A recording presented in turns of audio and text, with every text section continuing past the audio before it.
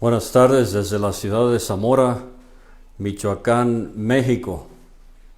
Me da mucho gusto que usted me acompañe en esta tarde para considerar más preguntas acerca del arrebatamiento de la iglesia.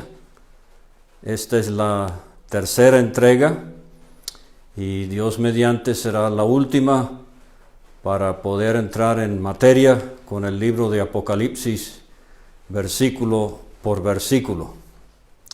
Pensando en el arrebatamiento de la iglesia, estaba recordando al finado siervo del Señor allá en Chile, don Guillermo McBride.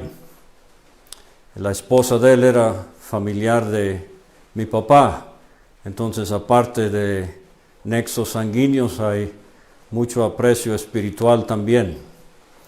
Pero recuerdo cuando él contó en una conferencia que allá en Chile, en los días de verano calurosos, a fin de año, estaba en su departamento con la ventana abierta, meditando un domingo por la tarde en qué predicar en la predicación del Evangelio esa noche. Y hermanos que tienen esta responsabilidad se identifican con él. Muchas veces uno siente la carga de un mensaje que sea apropiado para el auditorio que estará presente. Uno quiere estar en la guía del Espíritu Santo. No es nada más cuestión de repetir un sermón y de decir lo que se ha dicho antes, pero predicar el Evangelio con la energía del Espíritu Santo de Dios, deseando que alguna persona no creyente se convierta a Cristo. Y ahí estaba nuestro hermano sentado en su escritorio, pensando en uno y otro tema para predicar, pero no estaba seguro. Y escuchaba a los niños abajo en la calle jugar a las escondidas. Y de repente escuchó a un muchachito decir en muy alta y clara voz: 37, 38, 39, 40, ¿listos o no? Allá voy. Y don Guillermo McBride dijo: ese será mi tema para la predicación esta noche. ¿Listos o no? Allá voy. Yo debería haber dicho en estos estudios sobre el arrebatamiento que esas 3 veces que el Señor Jesucristo habló en Apocalipsis 22, versículos 7, 12 y 21, vengo. Ese verbo se podría traducir, nos dice el experto en griego Robertson, estoy viniendo. O sea, la venida del Señor es inminente y es como si Cristo haya dicho: estoy en eso ahorita, ya voy. Y yo espero que tanto usted como yo nos impresionemos como nunca en la realidad de la inminencia de la venida del Señor por su pueblo, por su iglesia, comprada a precio de sangre. Cuando todos los creyentes, desde el Pentecostés hasta ese momento en que suene la final trompeta, seamos arrebatados para recibir al Señor en el aire. Y cuando pienso en esa voz de arcángel, voz de mando, trompeta de Dios, he estado impresionado con el número de creyentes que me han escrito y me han dicho: si hay internet, vamos a estar pendientes. O sea, quieren seguir la explicación, pero el obstáculo es la señal en sus aparatos electrónicos. Pero yo estaba pensando esta tarde, no así cuando venga Cristo. No vamos a necesitar Wi-Fi, internet, ningún tipo de señal electrónico. Vamos a oír esa voz de mando esa voz de arcángel, esa trompeta de Dios.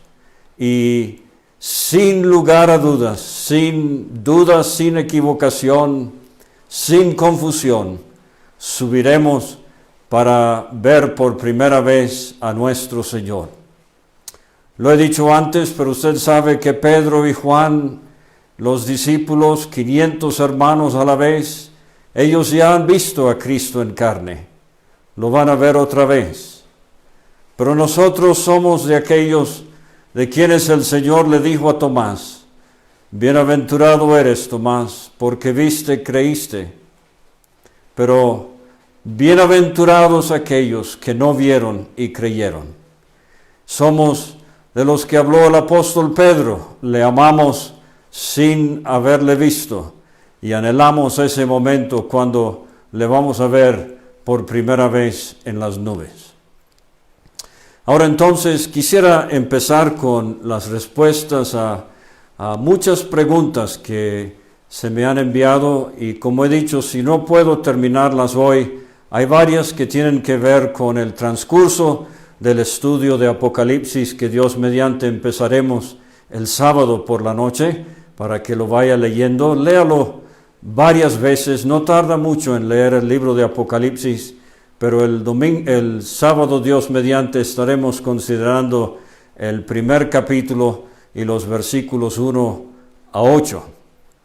Pero esta noche la primera pregunta que quiero abordar es acerca de las 70 semanas de Daniel.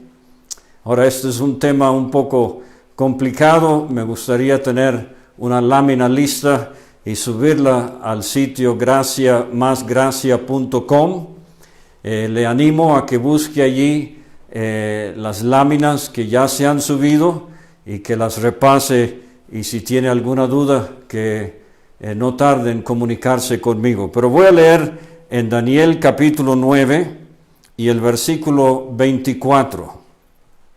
Y este pasaje es uno de los pasajes proféticos más impresionantes en toda la Biblia, y ahorita le voy a decir por qué. Dice Dios a Daniel: 70 semanas están determinadas sobre tu pueblo y sobre tu santa ciudad.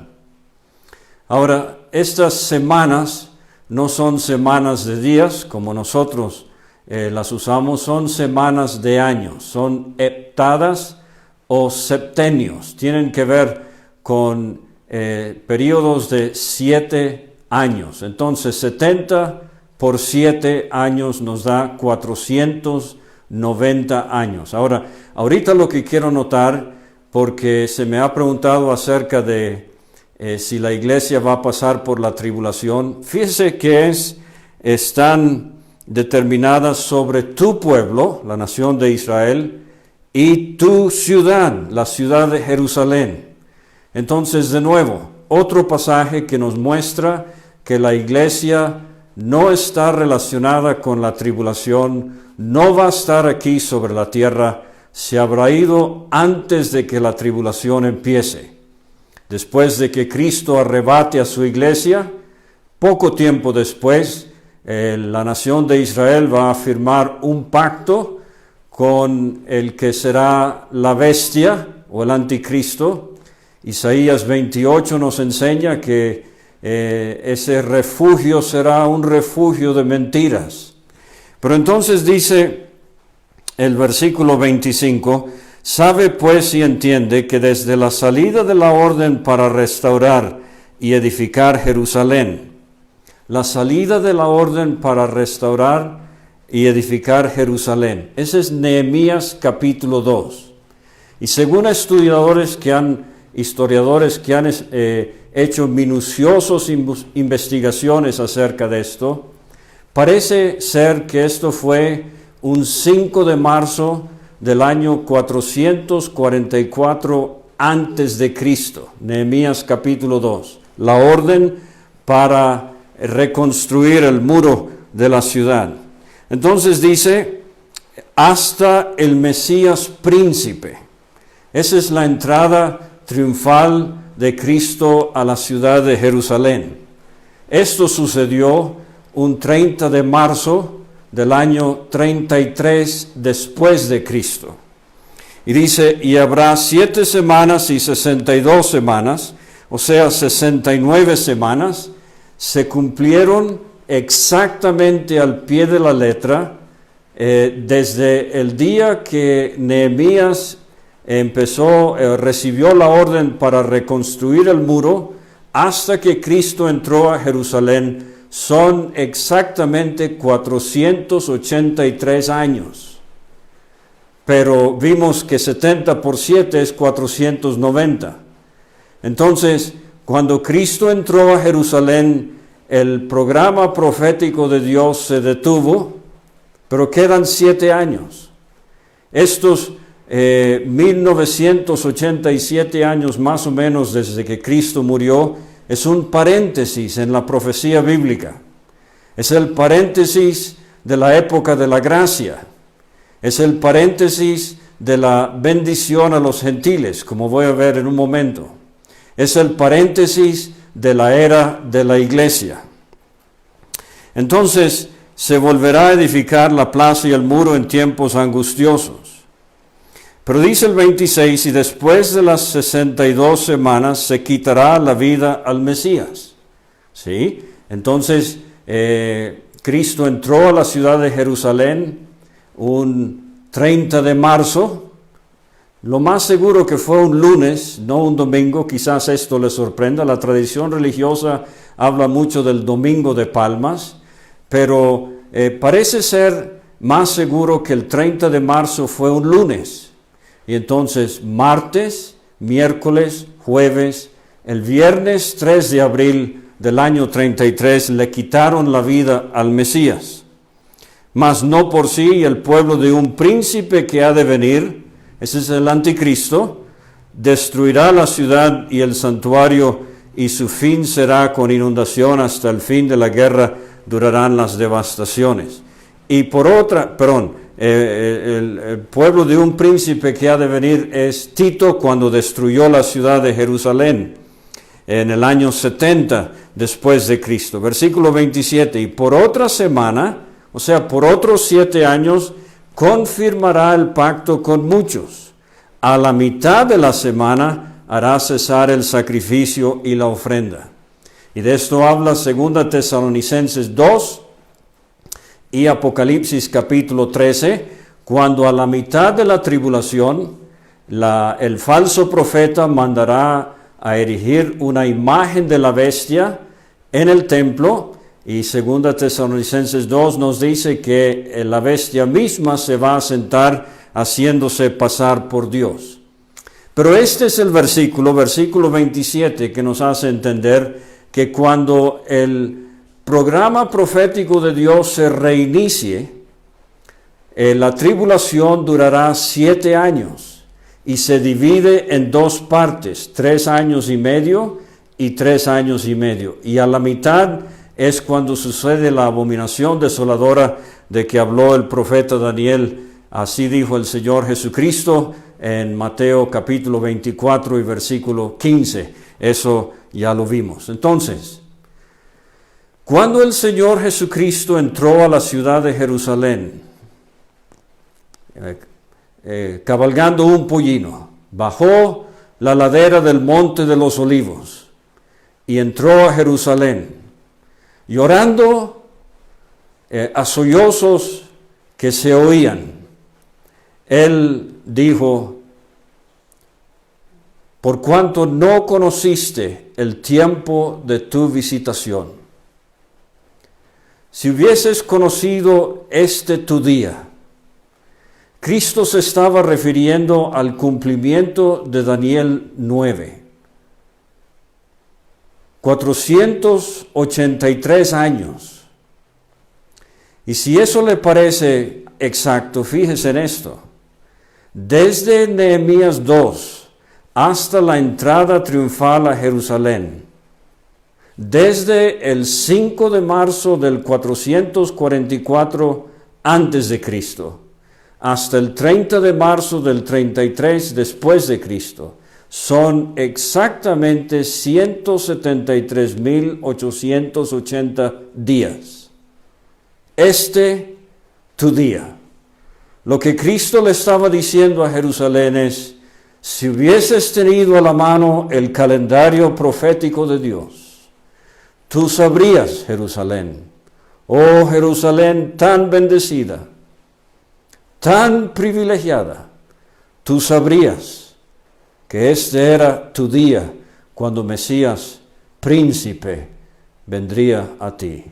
Pero no se dieron cuenta. Y eso en cierta manera me conmueve cuando yo pienso en tantos que han escuchado el Evangelio y tantas veces en sus vidas han escuchado la palabra de Dios. Entre tanto que se dice hoy, en tiempo aceptable te he oído, en día de salvación te he socorrido. He aquí ahora el tiempo aceptable. He aquí ahora el día de salvación. ¿Cuándo debe ser salvo uno? Uno debería ser salvo hoy. Dios no promete mañana. Y quiera Dios que alguien escuchándome esta tarde, que no es salvo, pueda darse cuenta que necesita aprovechar tu día, para aceptar a Cristo como Salvador. Entonces ahí tenemos a grandes rasgos, a resumidas cuentas, las 70 semanas de Daniel. Ahora, otra pregunta que se me ha hecho es los tiempos de los gentiles. Lucas 21 y el versículo 24. Quizás usted ha visto esto en cartas gráficas que se ponen en los locales, pero dice el Señor Jesucristo en Lucas 21, 24, caerán a filo de espada y serán llevados cautivos a todas las naciones. Jerusalén será hollada por los gentiles hasta que los tiempos de los gentiles se cumplan. Ahora, aquí en Zamora recientemente hablamos de esta expresión de los gentiles.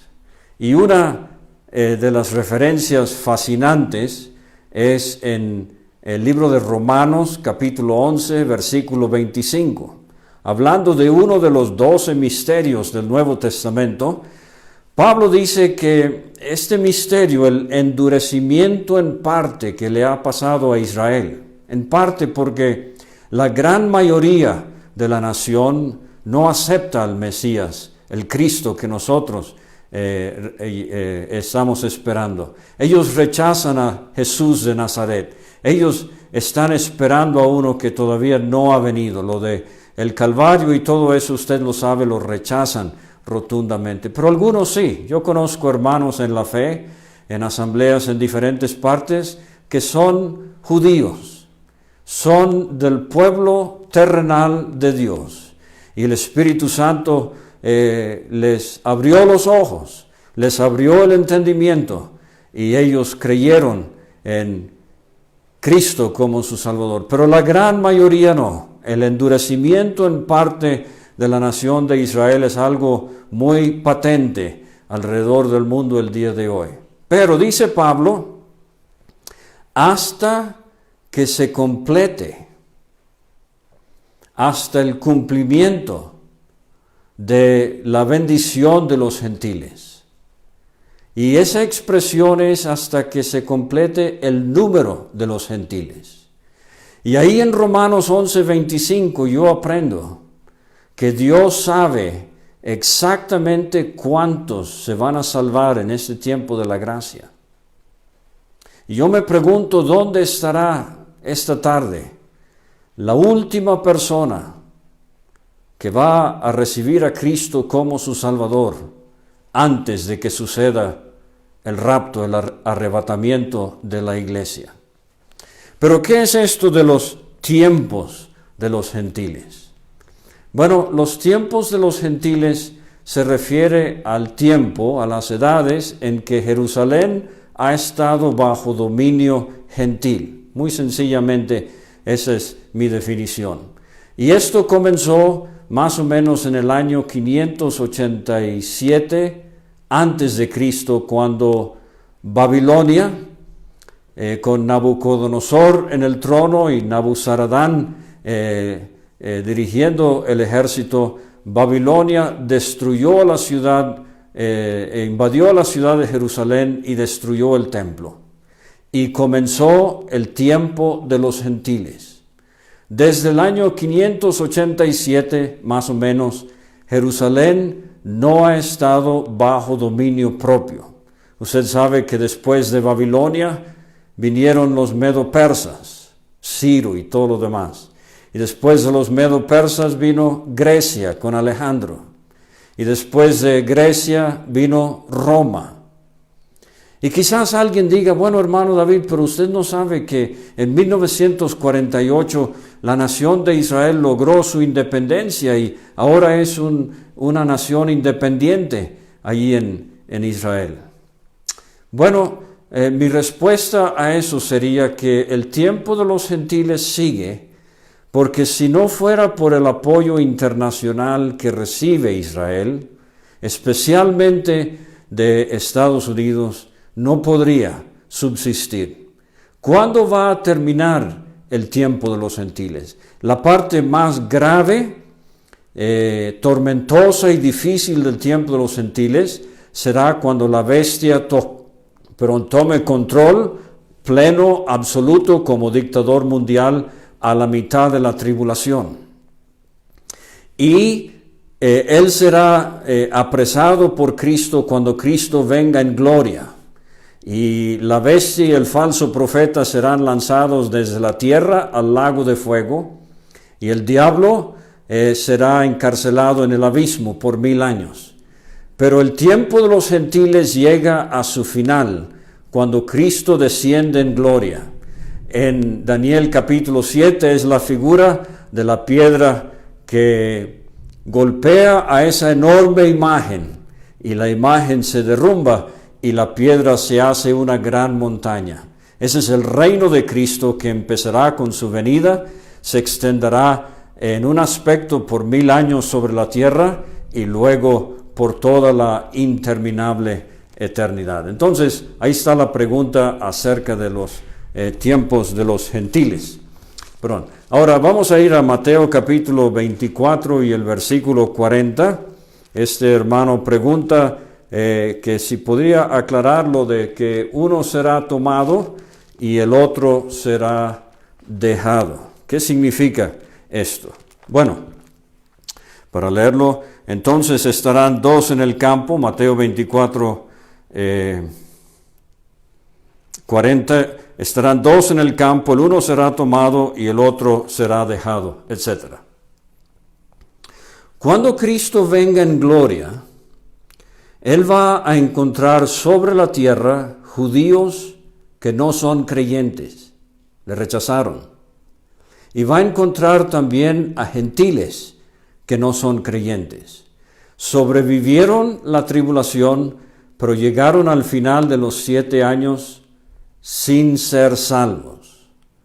Esos judíos y gentiles incrédulos serán tomados, lo vamos a ver en más detalle más adelante, y serán lanzados, juzgados y lanzados vivos al lago de fuego. Serán tomados para juicio. Los creyentes sobre la tierra que hayan sobrevivido la tribulación, cuando Cristo venga en gloria, esos creyentes sobrevivientes serán dejados. ¿Para qué? Para disfrutar el reino milenario, el reino de Cristo por 1000 años. Entonces, a veces usamos esto en el Evangelio en nuestros días, y pues yo diría que está bien con tal que entendamos la interpretación por aplicación, lo que va a suceder 7 años antes de la venida en gloria, más o menos 7 años, en el arrebatamiento. Los que son tomados son los que serán tomados son los creyentes. Serán tomados para ir a las nubes, para recibir al Señor. Vimos el otro día en Juan 14, os tomaré a mí mismo. Pero los incrédulos sobre la tierra serán dejados para sufrir los juicios de la tribulación. Entonces, otra vez, en la venida en gloria, los que serán tomados para juicio. Los que son dejados para bendición. En el arrebatamiento, por aplicación es al revés. Los que serán tomados serán para bendición y los que son dejados será para juicio. Ahora, otra pregunta que se me hizo a raíz de la sugerencia que hice el otro día acerca de los niños inocentes, un tema delicado, un tema conmovedor. ¿Qué va a pasar con los niños cuando venga Cristo? Yo les sugerí que si son de edad de inocencia, no responsables o en el vientre de su madre todavía, cuando Cristo venga, esos niños se van con sus padres creyentes o por lo menos con la madre que sea creyente. Obviamente no puedo ser dogmático, es simplemente una opinión. Dios valora mucho el nexo, el eslabón tan íntimo que hay entre la madre y su criatura. 3 veces en el Antiguo Testamento, no cocerás al cabrito en la leche de su madre. O sea, hay un periodo de tiempo en que Dios quiere que se mantenga ese vínculo sin interrumpirlo. Entonces así sugerimos, hijos de inconversos, Dios no robará la cuna del inconverso. Los hijos de inconversos se quedarán con sus padres inconversos, y etcétera. No puedo abundar en eso por amor al tiempo. Pero la pregunta que surgió de eso es, ¿cuál es la edad de responsabilidad? ¿Y qué es lo que un niño necesita entender para evitar la condenación? Si recuerdo bien, así fue más o menos la pregunta que se me hizo. Entonces aquí de nuevo, no podemos, la Biblia no nos dice que a tal edad el niño empieza a ser responsable. Pero han habido varias sugerencias. Por ejemplo, hay algunos hermanos que han sugerido, no recientemente que yo sepa, pero de Números 1, que los soldados en Israel eran contados de 20 años para arriba.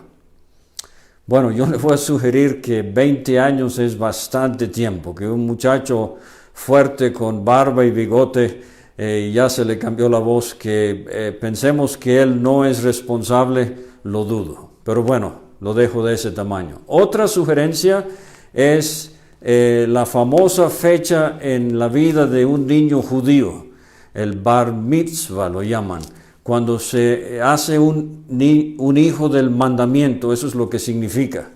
Mitzvah, mandamiento, bar, hijo del mandamiento. O sea que ahora es considerado un adulto responsable de guardar la ley de Dios por sí solo.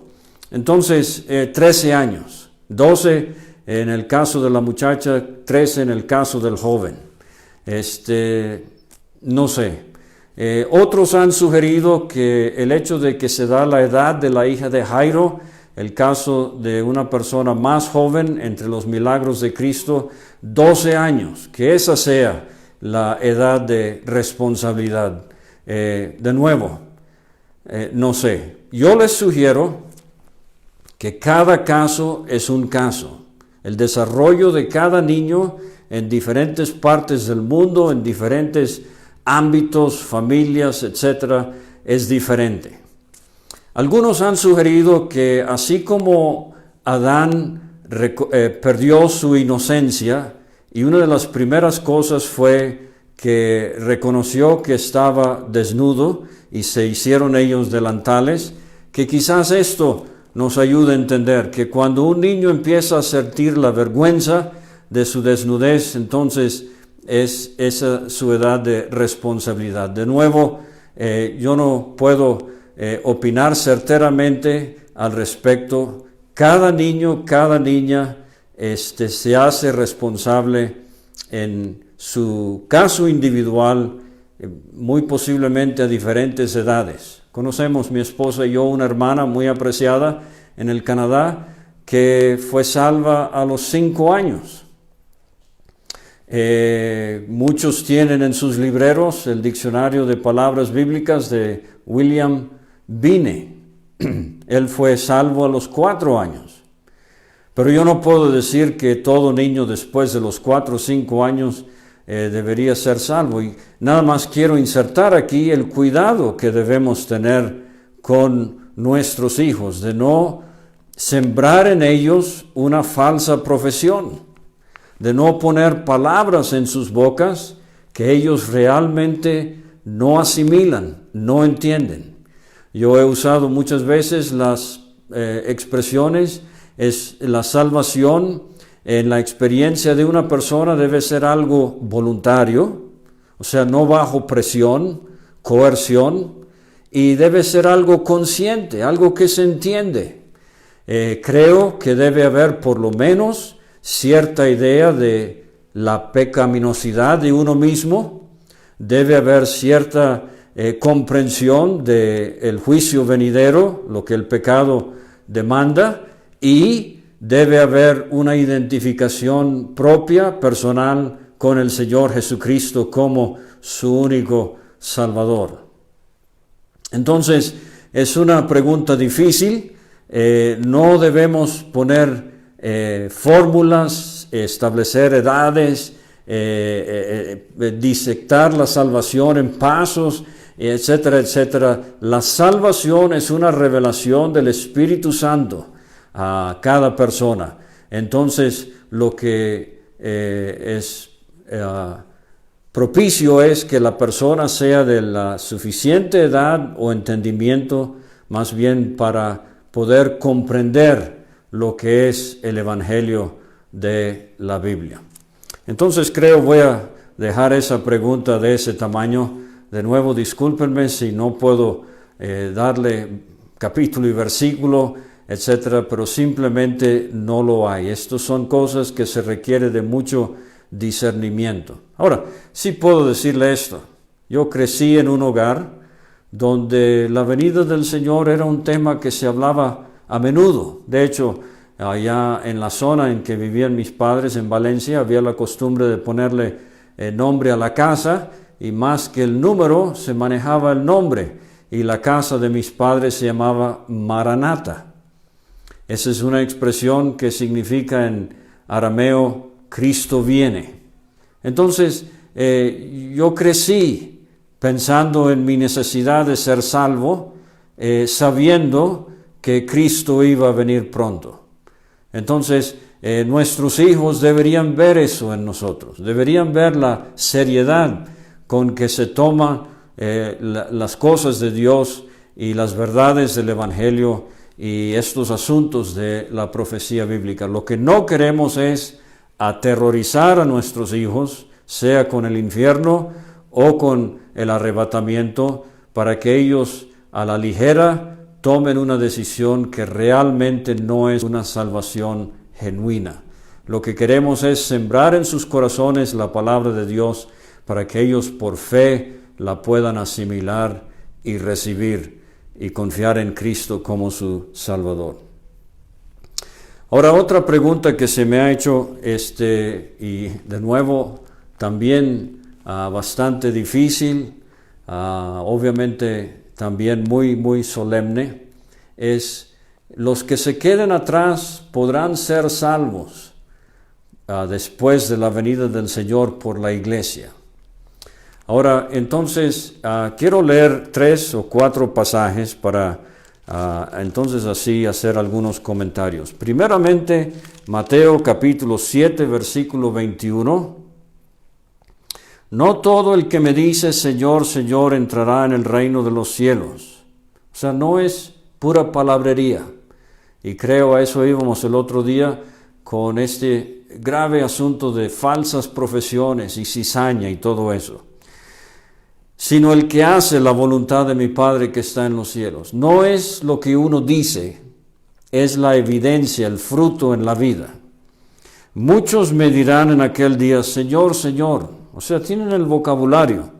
No profetizamos en tu nombre. Y en tu nombre echamos fuera demonios. Y en tu nombre hicimos muchos milagros. Entonces les declararé, nunca os conocí. Apartaos de mí, hacedores de maldad. Entonces aquí el caso es de gente muy conocedora,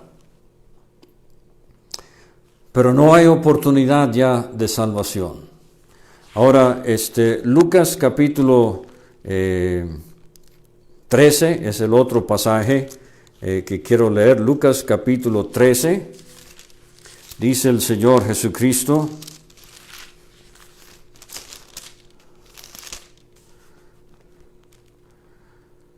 en Lucas 13, versículo 24, esforzaos a entrar por la puerta angosta, porque os digo que muchos procurarán y no podrán. Después que el padre de familia se haya levantado y cerrado la puerta, y estando fuera empecéis a llamar a la puerta diciendo: Señor, Señor, ábrenos. Él respondiendo os dirá: no sé de dónde sois.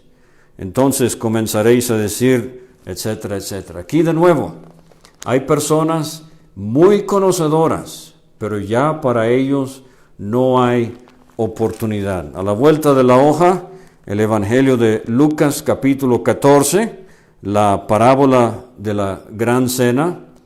Al final, después de que varios fueron invitados, pero no quisieron, pusieron excusa, etc., dice el Señor en el versículo 24: os digo que ninguno de aquellos hombres que fueron convidados gustará mi cena. Ninguno de aquellos hombres que fueron convidados gustará mi cena. Entonces, la oportunidad para ellos quedó cancelada. Ahora, entonces, teniendo en mente, por ejemplo, el diluvio, cuando la puerta Dios la cerró y ya no hubo oportunidad. Teniendo en mente, por ejemplo, la destrucción de Sodoma y Gomorra, cuando ya llegó el momento, cuando ya no había más oportunidad. Creo que es un patrón bíblico que nos lleva a pensar que después de la venida del Señor, los que habían sido invitados, los que escucharon el Evangelio y lo rechazaron, y digo eso muy enfáticamente, a la luz de lo que voy a decir en un momento, para ellos no habrá oportunidad. Fíjese lo que dice 2 Tesalonicenses capítulo 2. Dice el apóstol Pablo de el advenimiento del que es por obra de Satanás, el hijo de perdición, la bestia, el anticristo. Versículo 10, con todo engaño de iniquidad para los que se pierden ellos mismos, participaron en su perdición. No fue que Dios hizo que se perdieran, ellos mismos, por cuanto no recibieron el amor de la verdad para ser salvos. No recibieron el amor de la verdad cuando se les predicó en el tiempo de la gracia. Por esto Dios les envía un poder engañoso para que crean la mentira. Ahora, aquí de una vez voy a contestar otra pregunta. Si usted lee Apocalipsis 6, es el inicio de la tribulación. El primer sello es un caballo blanco. Ese caballo no es el anticristo, no es Cristo, pero tampoco necesitamos pensar que sea el anticristo. Los otros 3 caballos no son realmente personas. Por ejemplo, el caballo bermejo representa guerras, el caballo negro representa la carestía de la vida, etc. El caballo verde amarillento representa peste, hambre, mortandad, fieras de la tierra. Entonces, ¿qué representa el primer caballo, el del sello número 1? Para mí es el engaño religioso que como una represa desbordada inundará el mundo después del rapto. Y lo curioso para mí es que el jinete de ese caballo blanco trae arco, pero no se mencionan flechas, y él sale venciendo y para vencer. Y para mí eso significa o ilustra lo que ya ha empezado en nuestros días. Las flechas del engaño satánico ya han salido. Y uno nada más tiene que revisar la situación religiosa del mundo en que estamos. Y el engaño fatal que hay, aún en medio de círculos supuestamente cristianos. Por ejemplo, el otro día yo leí que un alarmante porcentaje de personas en iglesias evangélicas en Estados Unidos creen que hay otras maneras de llegar al cielo aparte de Cristo. Entonces, el mundo ya está siendo empapado con este engaño religioso. Y cuando Cristo venga por su iglesia y los creyentes se van, la sal de la tierra, la luz del mundo, y el Espíritu Santo es quitado de en medio, esta apostasía va a inundar al mundo. Y dice, les envía un poder engañoso para que crean la mentira. O sea, que cuando la bestia se instale a la mitad de la tribulación, estas son las personas que van a recibir la marca de la bestia, el 666. Van a adorar su imagen. Se quedaron atrás en el rapto, conocían el Evangelio, le darán la media vuelta, le darán las espaldas a Dios, serán terreno fértil para esta apostasía del caballo blanco del primer sello, y entonces por eso recibirán la bestia y su imagen, su adoración sin resistencia, porque creerán la mentira. Yo personalmente creo que, y aquí de nuevo, no puedo evaluar el nivel de responsabilidad que tenga toda persona cuando el rapto suceda. Pero personalmente creo que una persona que escuchó claramente la predicación del Evangelio y rechazó a Cristo, cuando suceda el rapto durante la tribulación, ya no tendrá oportunidad de salvación. Creerán la mentira. Dice el 12, a fin de que sean condenados todos los que no creyeron a la verdad, sino que se complacieron en la injusticia. Entonces, personalmente, esto es lo que predico, y muchas veces he dicho, yo prefiero decirle a alguien hoy que si Cristo viene en la tribulación no tendrá oportunidad, y yo estar equivocado y aprender que sí tenían, pero aprovecharon y se salvaron en el tiempo de la gracia, a decirle a una persona, mire, no se preocupe, usted no lo quiere ahorita, después va a poder, aunque Cristo venga, usted va a poder ser salvo. Y que esa persona descubra, ese predicador me dijo una mentira, y encontrarse en la tribulación ya sin oportunidad de salvación. Pero firmemente creo que una persona hoy, moralmente responsable, consciente, que ha escuchado el Evangelio claramente y lo rechaza, no tendrá oportunidad de salvación durante la tribulación. Pero van a haber muchos salvos en la tribulación. Y el quinto sello de Apocalipsis 6 nos habla de las almas decapitadas en el cielo. En la tribulación, la bestia va a matar a muchísimas personas que son creyentes. Y otra vez, al final de Apocalipsis 7, tenemos una gran muchedumbre de personas salvas durante la tribulación. Entonces, ¿cómo va a ser esto? Bueno, Cristo nos dice, en Mateo 24, es el versículo 14, se va a predicar en la tribulación el Evangelio del reino.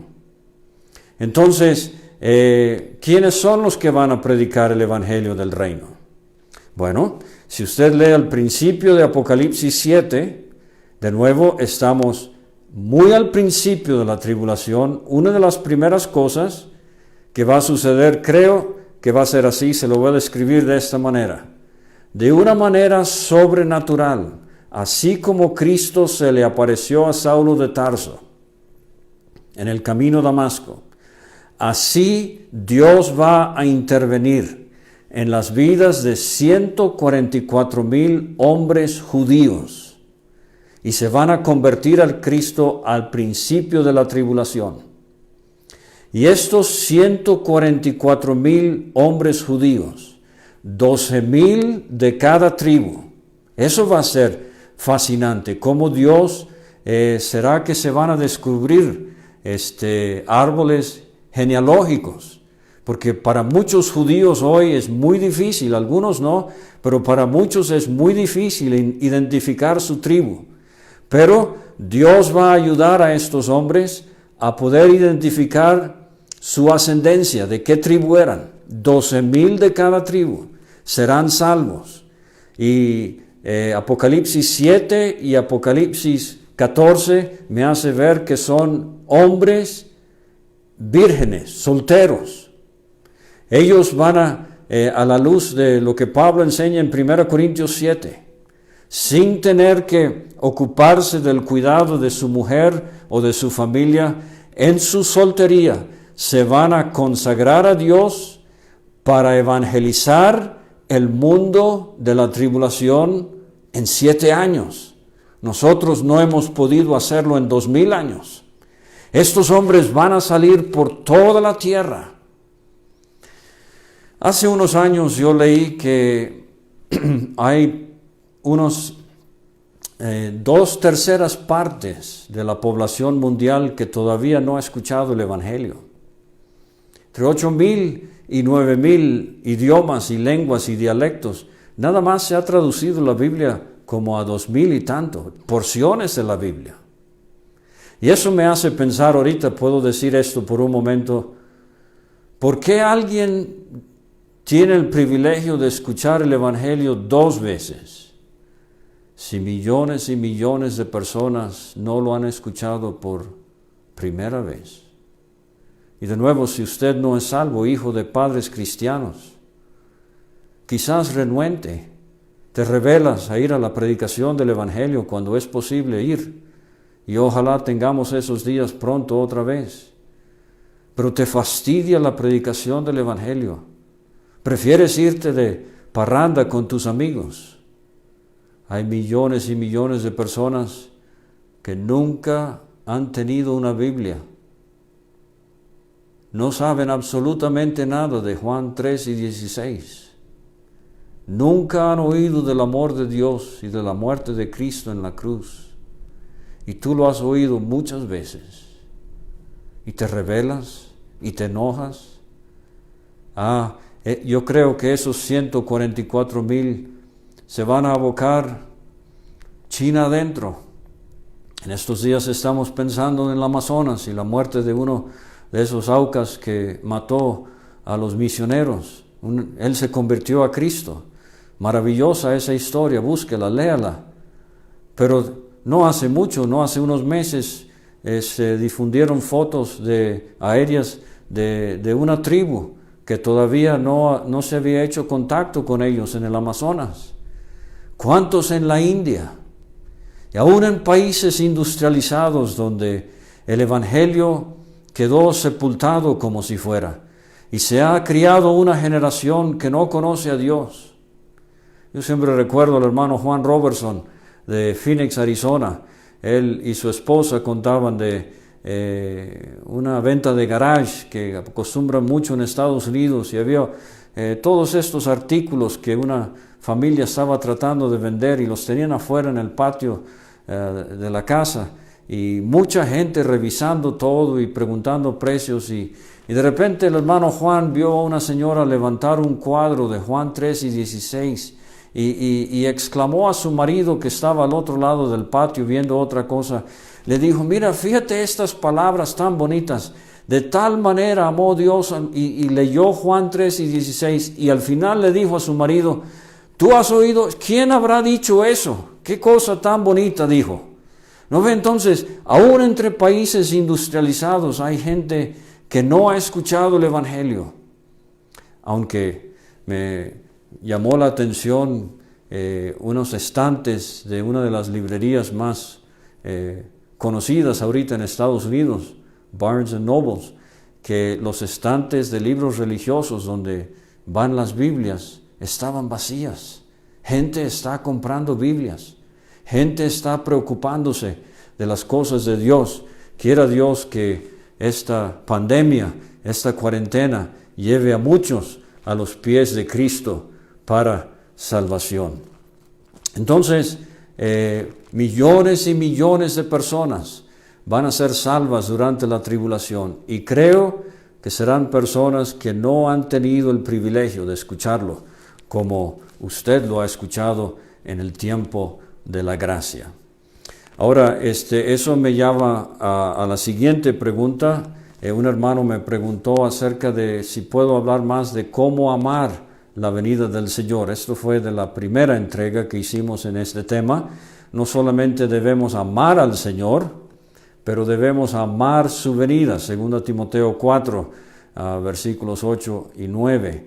Entonces, yo simplemente le voy a contestar con una anécdota que contaba nuestro hermano Sidney Maxwell, energético y muy usado predicador, siervo del Señor desde Irlanda, en el Canadá por muchos años.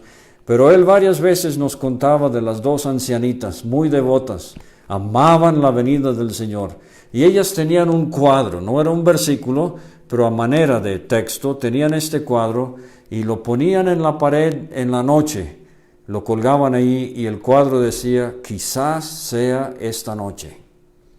Y cuando se levantaban en la mañana, volteaban el cuadro y del otro lado decía, quizás venga hoy.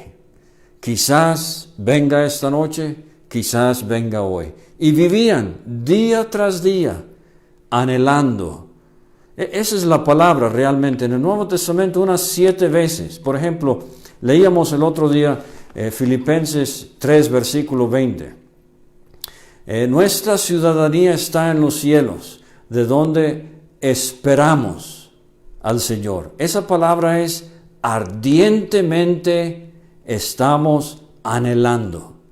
O sea, no es la expresión de una persona recostada contra el poste ahí en la calle, en la acera, en la banqueta. No, es la persona que está ansiosamente esperando que venga su autobús. Tiene un examen, tiene que llegar al trabajo y está ansiosamente mirando hacia donde vienen los vehículos para ver si ya viene su bus para poder irse. Así nosotros como creyentes, si amamos la venida del Señor, estaríamos constantemente pensando en esto. Sería nuestra conversación, sería nuestro tema de ocupación. Cristo va a venir, quizás venga hoy, quizás venga esta noche. Ahora, otra pregunta es la diferencia entre el Evangelio de la Gracia y el Evangelio del Reino. Bueno, si usted lee Mateo 4, creo que es el versículo 25, Cristo predicaba el Evangelio del Reino. O sea, él era el rey, estaba presente y se estaba ofreciendo el reino a los judíos. Y Juan el Bautista predicaba de esta manera también, se estaba ofreciendo el reino a los judíos. Pero ellos lo rechazaron. Cristo murió en la cruz, como ya he dicho. Y entonces, ahora predicamos el Evangelio de las inescrutables riquezas de Cristo, el Evangelio de la gracia. Ese es el Evangelio que predicamos en estos días. Pero después del arrebatamiento, Mateo 24, 14 dice Cristo, este Evangelio del reino se va a predicar. Entonces, otra vez, en la tribulación se va a predicar el Evangelio del reino, diciendo, el Rey va a venir, Cristo va a venir en gloria, acéptenlo antes de que Él venga. Entonces, de tarea le voy a dar que busque las veces en el Nuevo Testamento que aparece la palabra Evangelio. Y va a ver que hay diferentes maneras de describirlo, no es un Evangelio diferente, Gálatas capítulo 1, ese sería, un evangelio diferente sería que uno puede ser salvo por las obras. Nunca, jamás. Uno puede ser salvo por guardar la ley. Nunca. Ese es otro evangelio. Pero a veces el Nuevo Testamento habla del evangelio de Dios, porque Dios es el autor. A veces el Nuevo Testamento habla del evangelio de Cristo, porque Cristo es el tema. A veces el Nuevo Testamento habla del evangelio de la paz, porque ese es el resultado. A veces es el evangelio de vuestra salvación, porque ese es el producto, lo que realiza en la vida de un creyente. El evangelio de la gracia, porque esa es la actitud con que Dios está mostrándose al pecador sublime gracia del Señor, que un infeliz salvó. Ese es un hermoso himno que describe el Evangelio de la gracia. Entonces, creo que he contestado esa pregunta. Creo la siguiente, ya la contesté. El sello número 1, el caballo blanco, es el anticristo. No lo creo, porque el anticristo al principio de la tribulación todavía no se manifiesta tal cual. Eso va a suceder a la mitad. Creo que el sello número 1, el caballo blanco, es si puedo decirlo así, el espíritu de apostasía que va a invadir al mundo una vez que ha sido sacada la iglesia y llevada al cielo. Ahora otra pregunta acerca de Apocalipsis 19, el versículo 7 y 8 y después el versículo 9. ¿Cuál es la diferencia entre las bodas del Cordero y la cena de las bodas del Cordero? Voy a decírselo algo crudamente. En estos días, cuando hay una pareja que se casa, ellos van primero a las autoridades civiles. Muy bonito cuando puede suceder, por ejemplo, en el local, y la juez puede ir al local, o sea como fuere, pero primero viene la boda. Y entonces nos invitan gentilmente a pasar a algún centro de convenciones, o de un hotel, o a una casa, o que será el sótano del local, puede ser, o algún área del local, y ahí se celebra la cena de las bodas del Cordero. Entonces son dos eventos diferentes. Ahora, la cena de las bodas del las bodas del Cordero es entre Cristo y su iglesia. Es el esposo y la esposa. Personalmente creo esto va a suceder en el cielo después del tribunal de Cristo. Sucede el rapto, después el tribunal de Cristo y después las bodas del Cordero. Es un evento privado. Y entonces descendemos con Cristo a la tierra, y aquí sobre la tierra se va a celebrar la cena de las bodas del Cordero. Muy posiblemente los 1000 años, el milenio de la redundancia, serán una celebración pública, gozosa, de Cristo habiéndose unido a su esposa, la iglesia.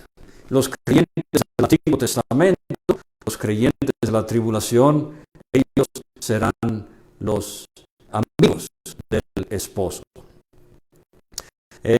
Cielo nuevo y tierra nueva. Apocalipsis 21:1. ¿Será una tierra reconstruida, reformada, o será completamente nueva? Respuesta corta, porque lo vamos a estudiar en detalle cuando lleguemos al capítulo 21 de Apocalipsis. Será una tierra completamente nueva. Cielo nuevo se refiere a un universo nuevo, y tierra nueva se refiere a este planeta. Y dice, el mar no existía más. Entonces, va a ser un planeta completamente diferente al que tenemos ahora. Parece que el universo no va a tener ni sol, ni luna, ni estrellas. Y la tierra va a ser toda la tierra, el mar no existirá más. Ahorita, casi 75% de la tierra está cubierto de agua, los océanos.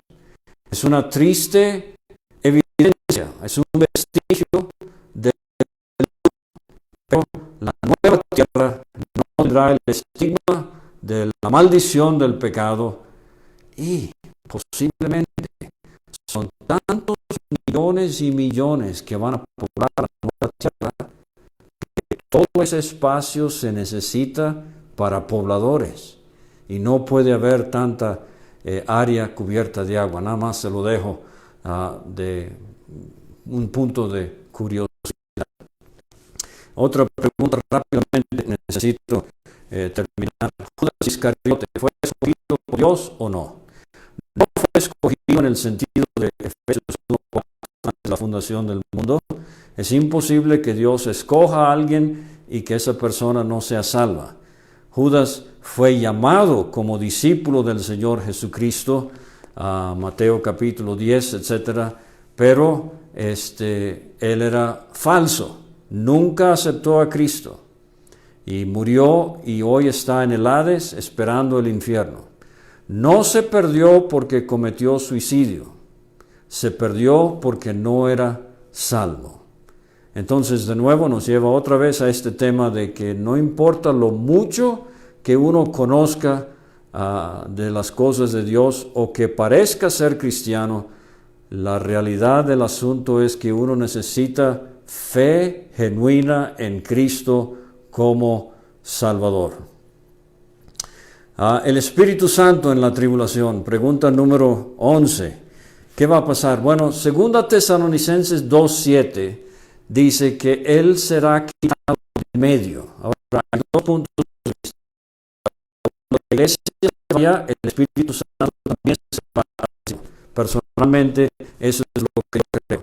Otros dicen, bueno, no, dice será quitado del medio. Se va a la iglesia, pero Él se queda.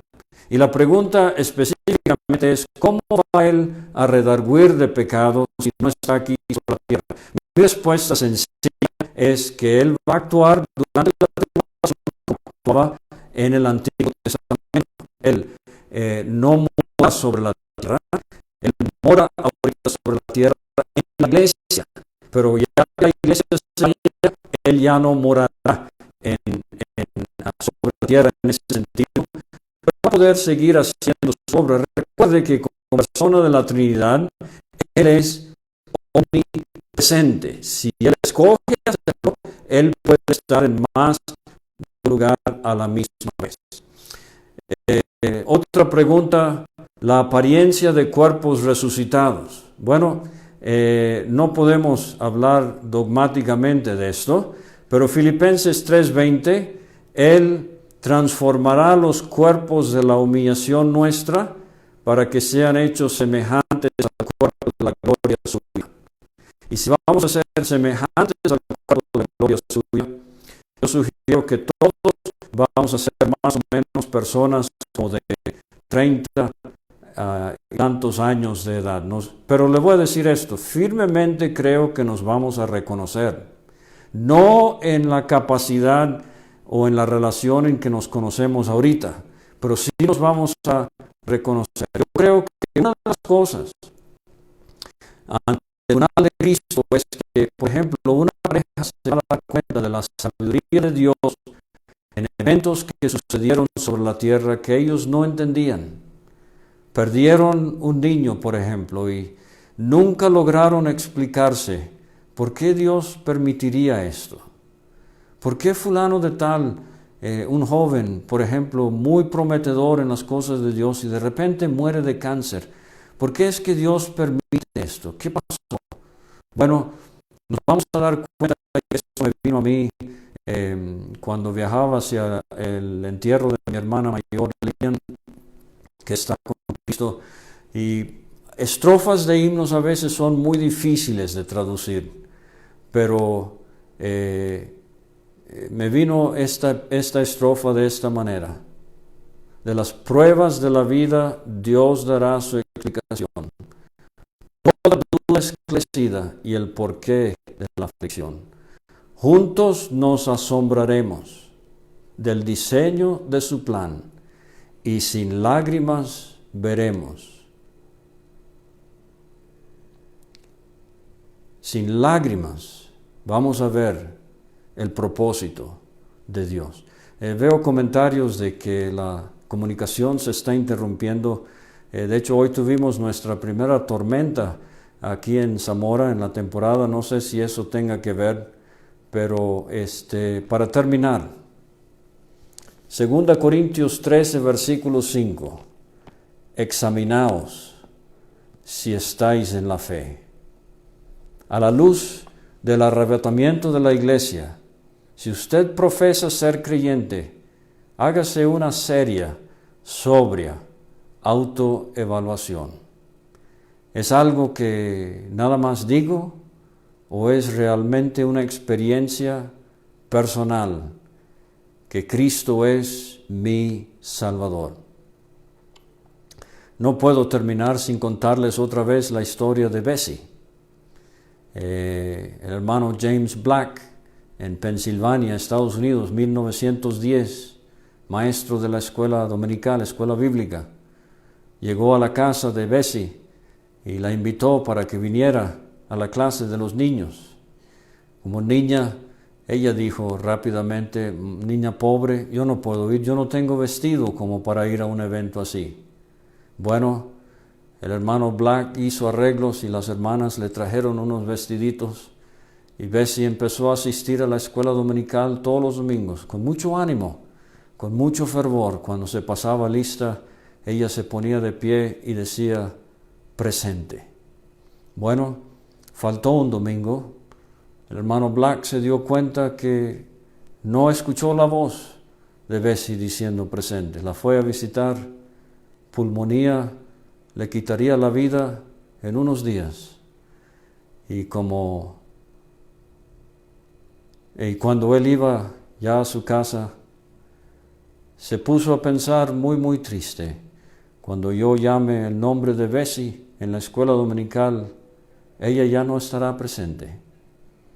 Estará presente en el cielo. Estará ella. Estaré yo.